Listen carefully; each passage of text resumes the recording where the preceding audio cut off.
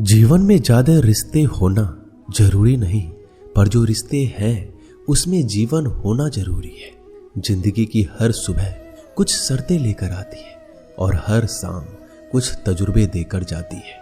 तूफान भी आना जरूरी है जिंदगी में, तब जाकर पता चलता है कौन हाथ छुड़ाकर भागता है और कौन हाथ पकड़कर।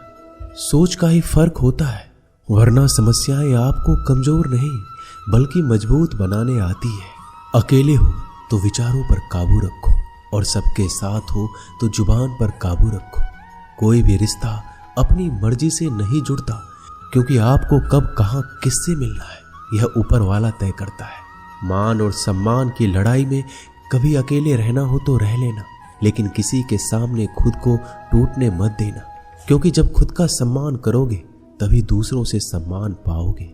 दिल साफ और मकसद सही हो तो यकीन रखो किसी न किसी रूप में ईश्वर आपकी मदद करते हैं। कभी भी किसी पे आंख बंद करके भरोसा ना करें, क्योंकि दुनिया इतनी भी अच्छी नहीं है कि आपके भरोसे को कायम रख सके। खत्म तो सब धीरे धीरे होता है, बस पता अचानक लगता है। मुश्किल वक्त दुनिया का सबसे बड़ा जादूगर है, क्योंकि वह एक पल में आपके चाहने वालों के चेहरे से नकाब हटा देता है। गलती जीवन का एक पन्ना है, लेकिन रिश्ता पूरी किताब है। जरूरत पड़ने पर गलती का एक पन्ना फाड़ देना, लेकिन एक पन्ने के लिए पूरी किताब को मत खोना। किरण चाहे सूर्य की हो या फिर आशा की, जीवन के सभी अंधकार मिटा देती है। सब्र और सच्चाई एक ऐसी सवारी है जो कभी अपने सवार को गिरने नहीं देती, ना किसी के कदमों में ना किसी के नजरों में। अकेले चलना और आगे बढ़ते रहना आसान नहीं होता, लेकिन अगर हार ना मानी जाए, अपने आप को धोखा ना दिया जाए, तो आखिर में एक बेहतरीन कामयाबी हासिल होकर ही रहती है। अकेले चलना बहुत मुश्किल होता है, बहुत ही ज्यादा मुश्किल, लेकिन अकेले उठाया हुआ हर एक कदम तुम्हारे इरादों को मजबूत बनाता है, तुम्हारे व्यक्तित्व को निखारता है। श्री कृष्ण कहते हैं, हर वो इंसान जो अपनी लड़ाई अकेले लड़ रहा है, अपना रास्ता अकेले तय कर रहा है, लोगों की कड़वी और चुभती हुई बातों को अकेले सह रहा है, बस अपने रास्ते पर चलते रहो और आगे बढ़ते रहो। मैं तुम्हारा साथ अवश्य दूंगा। जिंदगी कमाई दौलत से नहीं मापी जाती, अंतिम यात्रा की भीड़ बताती है कि कमाई कैसी थी। सत्य केवल उनके लिए कड़वा होता है जो लोग झूठ में रहने के आदी हो चुके हैं। जिंदगी में जीतने के लिए जिद होनी चाहिए, हारने के लिए तो एक डर ही काफी है। भरोसा रखिए, जब हम किसी का अच्छा कर रहे होते हैं तो हमारे लिए भी कुछ अच्छा हो रहा होता है। सही फैसला लेना काबिलियत नहीं है, फैसला लेकर उसे सही साबित करना काबिलियत है। जैसे उबलते पानी में परछाई कभी नहीं दिखती, ठीक उसी प्रकार परेशान मन में भी समाधान नहीं दिखते। शांत होकर देखिए, सभी समस्याओं का हल मिल जाएगा। संसार में कोई भी मनुष्य सर्वगुण संपन्न नहीं होता, इसलिए कुछ कमियों को नजरअंदाज कर रिश्ते बनाए रखिए। जब किसी को किसी से रिश्ता खत्म करना होता है तो सबसे पहले वो अपनी जुबान की मिठास खत्म कर देता है। आंखों में नींद बहुत है पर सोना नहीं है, यही समय है कुछ करने का, इसे खोना नहीं है। श्री कृष्ण कहते हैं, ना किसी के अभाव में जियो, ना किसी के प्रभाव में जियो। यह जिंदगी है आपकी, अपने स्वभाव में जियो। रिश्ते को इस तरह से बचा लिया करो, कभी मान जाया करो, कभी मना लिया करो। मौन रहना एक साधना है और सोच समझकर बोलना एक कला।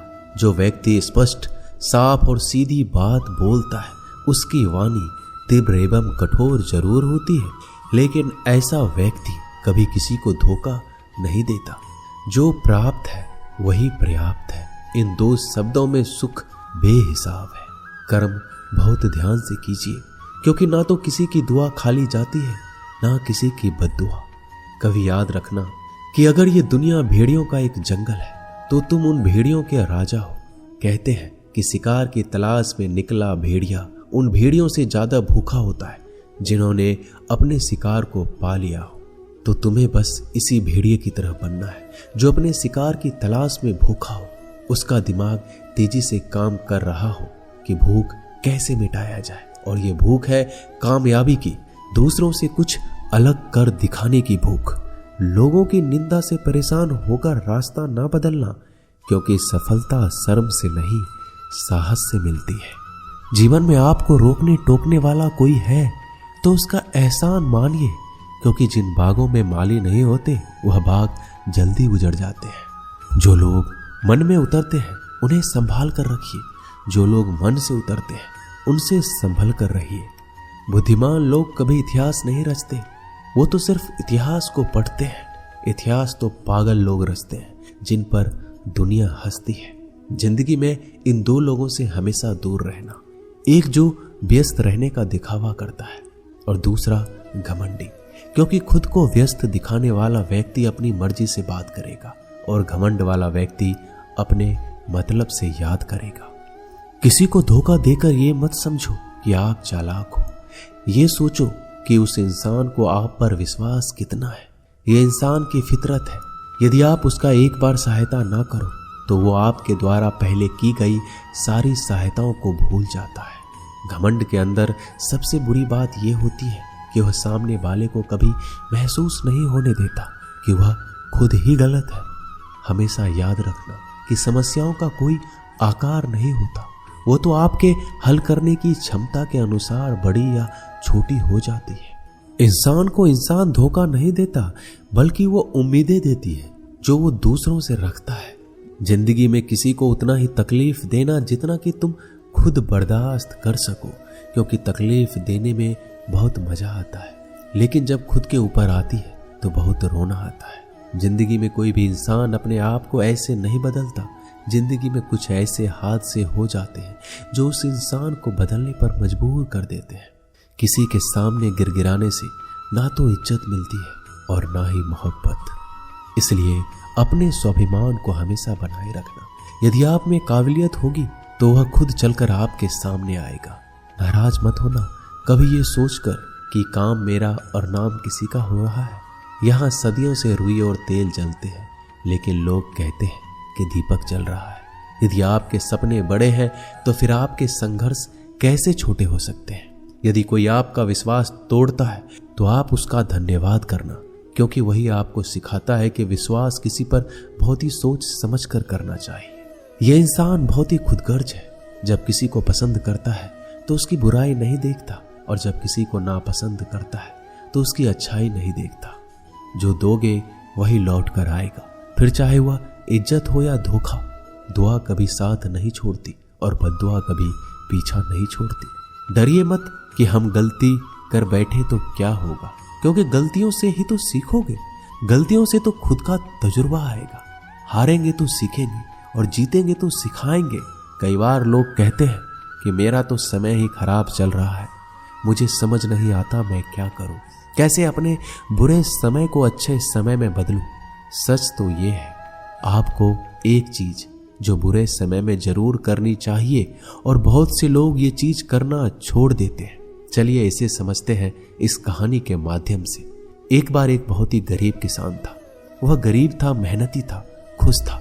वह रोज सुबह उठकर भगवान से केवल 10 मिनट मंदिर में जाकर भगवान के आगे हाथ जोड़कर प्रार्थना करता था। उस किसान की पत्नी भी हर रोज किसान के साथ मंदिर जाती। प्रार्थना करके वो सारा दिन अपने खेतों में काम करता।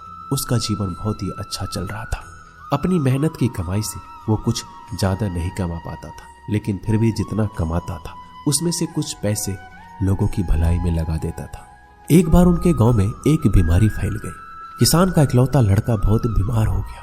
किसान के गांव में इस बीमारी के इलाज के लिए कोई अच्छा डॉक्टर नहीं था। पास के शहर में उस लड़के को ले जाया गया। शहर के इस अस्पताल का इलाज बहुत ही महंगा था। उस बेचारे किसान के लिए अस्पताल की डॉक्टर की फीस, दवाइयों का खर्चा आदि दे पाना बहुत मुश्किल था। किसान दिन प्रतिदिन हिम्मत हारता जा रहा था। एक दिन अस्पताल में बैठे बैठे वो इतना हताश हो गया कि वह जोर जोर से रोने लगा और कहने लगा, पता नहीं किस चीज का बदला ले रहे हैं भगवान। कभी वो खुद को कोसता तो कभी परमात्मा को। पर किसान की बीवी को अटूट विश्वास था परमात्मा पर। परमात्मा उनको इस मुसीबत की घड़ी में मदद करने जरूर आएंगे। पर किसान को आशा की कोई किरण नजर नहीं आ रही थी। अस्पताल की कुछ ही दूरी पर एक मंदिर था। किसान की पत्नी उस मंदिर में हर रोज प्रार्थना करने जाती। पर किसान का दिल नहीं करता प्रार्थना करने को। डॉक्टर ने किसान से कहा उसके बच्चे के इलाज के लिए 10,000 की आवश्यकता है, पर किसान के लिए इतनी बड़ी रकम इकट्ठा कर पाना असंभव था। किसान की पत्नी अब भी मंदिर जाती थी। वो भगवान के आगे हाथ जोड़कर प्रार्थना करती कि उसका पुत्र ठीक हो जाए। एक दिन मंदिर में एक सेठ आया।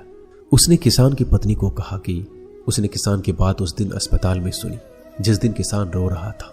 सेठ ने बताया उस दिन सेठ की पत्नी भी अस्पताल में थी। अब वो पूरी तरह से ठीक हो गई है और घर चली गई है। सेठ को बातों ही बातों में पता चल गया कि किसान को 10,000 की आवश्यकता है, तो सेठ ने तुरंत अपने जेब से पैसे निकाल कर देते हुए कहा कि उसके पास इस समय 10,000 ही है और वो रख ले। साथ में सेठ जी ने कागज पर अपना पता लिखते हुए कहा अगर आपको और पैसों की आवश्यकता हो तो बेहिचक मांग लेना।